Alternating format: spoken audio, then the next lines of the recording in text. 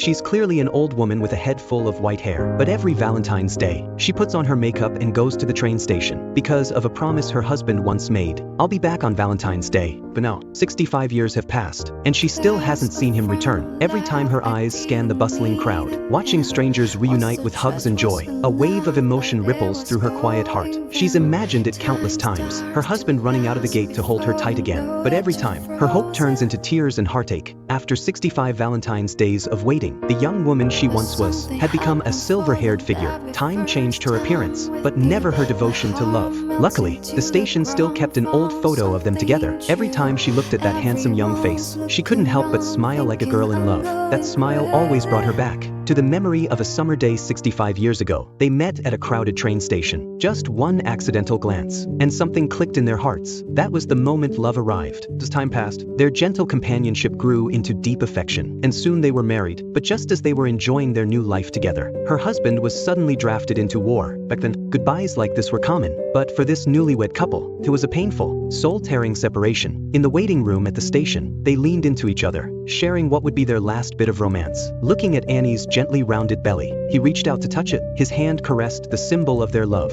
To ease her worries, he gently reassured her. I should have never dreamed this is how we would spend our first anniversary.